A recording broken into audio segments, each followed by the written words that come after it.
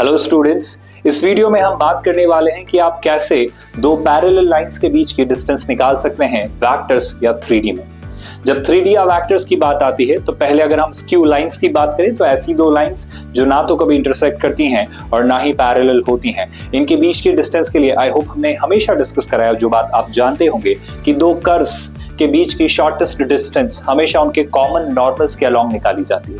वही बात skew line में भी प्रोजेक्शन फॉर्मूला के थ्रू वर्कआउट की जाती है। जैसे कि अगर मेरे पास दो लाइंस हैं जिन पर मौजूद दो पॉइंट्स हैं A1 और A2 और ये दोनों लाइंस वेक्टर B1 और वेक्टर B2 के पैरेलल हैं, तो इन दोनों लाइंस की equation A1 plus lambda B1 और A2 प्लस म्यू B2 आप लिखते हैं। और जब इन दोनों स्क्यू लाइंस के बीच के डिस्टेंस फॉर्मूला की बात आती है, that is nothing but what, उन दोनों पॉइंट्स का डिफरेंस, मतलब जो दोनों पॉइंट्स आपके A1 और A2 हैं उनका डिफरेंस, उनका क्रॉस प्रोडक्ट जिन दो लाइंस के वो पैरेलल हैं उनके क्रॉस प्रोडक्ट के साथ डिवाइडेड बाय ऑफ कोर्स आपका B1 और B2 जो दो लाइंस पैरेलल हैं आपकी, जिन ये जो दोनों लाइंस हैं जिन लाइंस के पैरेलल है उनके क्रॉस प्रोडक्ट का मॉड। जब आप ये फिगर आउट करते हैं एक्सप्रेशन तो आप पाते हैं इन दोनों स्क्यू लाइंस के बीच के डिस्टेंस की।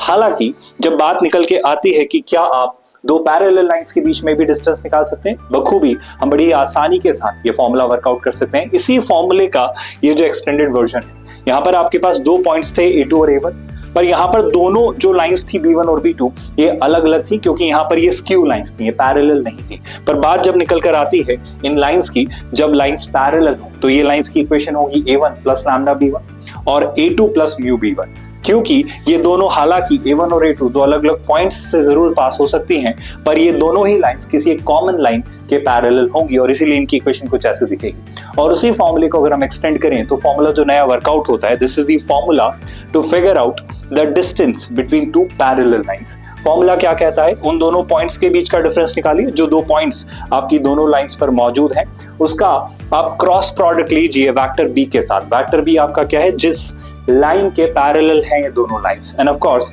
उसे आप मॉड बी से डिवाइड करिए। इसे आप ऐसे भी देख सकते हैं कि अगर आप वेक्टर बी को मॉड बी से डिवाइड करें तो ये फॉर्मूला क्या बन जाता है, आपके दोनों पॉइंट्स का डिफरेंस का क्रॉस प्रोडक्ट बी कैप के साथ, मतलब आपके वेक्टर बी का यूनिट वेक्टर। हालांकि मैं मॉड ले रहा हूं तो क्रॉस में आप vector B cap dot vector B cap cross A2 minus A1 भी करेंगे तो कोई फर्क नहीं पड़ता।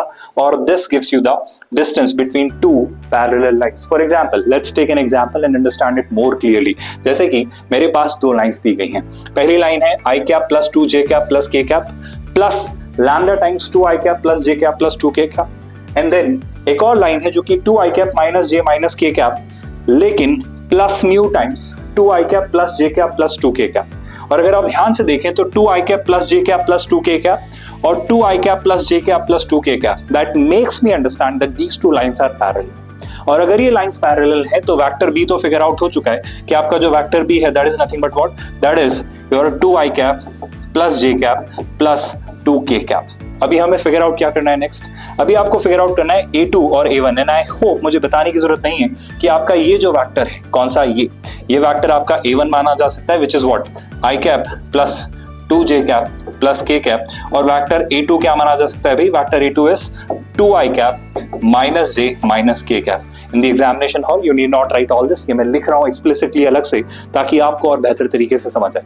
Now what do you figure out next, हवा में आप यही इन्हें देखकर ही A2 माइनस A1 निकालिए। अगर मैं आपसे कहूं A2 माइनस A1 क्या होगा तो आप कहेंगे sir A2 minus A1 would be in दोनों का डिफरेंस। अब आप A1 माइनस A2 करें, A2 minus A1, it does not make any difference क्योंकि आप क्रॉस लेकर मॉड लेंगे, उससे सारी चीजें एनीवे वर्कआउट हो जाएंगी। तो देखिएगा ध्यान से, A2 माइनस A1 तो 2I minus I cap minus J minus 2J that is minus 3J और minus K that is minus 2K। तो ये आ जाता है आपका A2 माइनस A1। आपके पास वेक्टर B है, आपके पास वेक्टर A2 माइनस A1 है। आपको इन दोनों का क्रॉस लेकर वेक्टर B के मॉड से डिवाइड करना है, या फिर पहले ही आप वेक्टर B का यूनिट वेक्टर निकाल लीजिए और उस यूनिट वेक्टर से इसका क्रॉस ले लीजिए। क्रॉस कैसे लेते हैं भाई, क्रॉस लेने का तरीका बड़ा आसान है। क्रॉस लेना मतलब क्रॉस प्रोडक्ट लेना। I hope you understand these terminologies. यानी अगर मैं आपसे पूछूं सीधे सीधे vector A2 minus A1 that is I cap minus 3J minus 2K, right. तो ये कितना आ जाता है भाई, this is I cap minus 3J minus 2K। और आपके पास जो वेक्टर B है, वेक्टर B क्या निकल कर आ रहा है भाई, वेक्टर B अगर आप गौर से देखें तो वेक्टर B आपके पास था 2I plus J plus 2K। तो ये हो जाएगा भाई 2I plus J plus 2K of course. This is plus j and that is plus 2k, और इसे आप किससे डिवाइड करेंगे, इसे आप वेक्टर b के मॉड से डिवाइड करेंगे, और वेक्टर b का मॉड होगा 2i plus j plus 2k का मॉड। और जब ये फाइनल पूरा कैलकुलेशन आप परफॉर्म करते हैं तो इससे आपको फाइनली शॉर्टेस्ट डिस्टेंस मिलेगी। जिसके लिए अगर मैं सबसे पहली चीज आपको बताऊं तो क्या आपको ये पता है कि क्रॉस प्रोडक्ट के लिए बड़ा ही आसान सा तरीका है। आप डिटर्मिनेंट लेते हैं i j के, फिर आप एलिमेंट्स लिखते हैं इस फैक्टर के जो कि है 1 -3 और -2, तो दिस इज 1 -3 एंड -2, और ये निकल कर आते हैं आपके 2 1 और 2, तो दिस इज 2 1 एंड 2। ये आपका न्यूमरेटर है जो कि क्रॉस प्रोडक्ट है, इसे आप डिवाइड करेंगे इसके आपके मॉड से। मॉड कितना होगा, 2 का स्क्वायर 4, 2 का स्क्वायर 4 और ये 1, 4 प्लस 1 दैट इज 9, और 9 का √3। और अगर ये वैल्यू जब आप एक्सप्लोर करेंगे, आई होप आपको ये बात याद है कि ओवरऑल एक और मॉड इस पर इंश्योर करने के लिए रखा जाता है कि जो कि आपकी डिस्टेंस है वो कभी भी नेगेटिव ना आए। और इस डिस्टेंस को अगर निकालने के लिए मैं फाइनली इस डिटर्मिनेंट का एक्सपांशन करूं तो देखो जरा ध्यान से, आई कैप के लिए क्या चीजें निकल कर आएंगे। अगर आप आई कैप के लिए देखें तो आई कैप के लिए होगा 3 × 2 -6। मैं इस न्यूमरेटर को अलग से यहाँ पर लिख ले रहा हूँ, सो 3 × 2 कितना, -6, और 1 × -2 दैट इज -2, -6 + 2 दैट इज -4, तो ये हो जाता है आपका -4 आई कैप। आई होप ये चीजें आपको दिखाई दे रही है। इसके बाद अगर मैं आगे बढ़ूं तो दैट इज नेक्स्ट क्या आपका जे कैप के लिए। जे कैप के लिए क्या होगा भाई, जे कैप के लिए आप लिखेंगे 2 -2 यानी कितना, 2 -4 यानी 2 + 4, 2 + 4 कितना आपका 5j।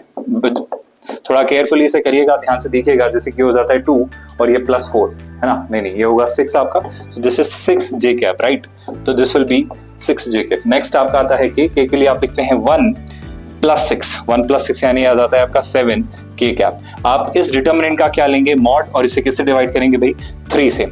आई होप ये बातें आपको समझ आ रही है। और अगर आप फाइनली निकालें इसका मॉड तो 7 का स्क्वायर 49, 6 का स्क्वायर 36 और 4 का स्क्वायर 16, तो आपके पास तीन चीजें हैं, 49 + 16, 49 + 10 59, 59 + 6 आपका हो जाएगा 65, 65 + 36, 65 में अगर 6 ऐड किया तो 71, 71 में 30 ऐड किया तो 101, तो ये हो जाएगा √101 divided by 3, and that's nothing but the distance between those two parallel lines which we were given initially in this question. I hope आपको चीजें समझ आ रही हैं और आप समझ पा रहे हैं कैसे इन फॉर्मूले की हेल्प से आप डायरेक्टली एग्जामिनेशन हॉल में इन क्वेश्चंस को सॉल्व करके क्विकली रिजल्ट्स ला सकते हैं। Thank you.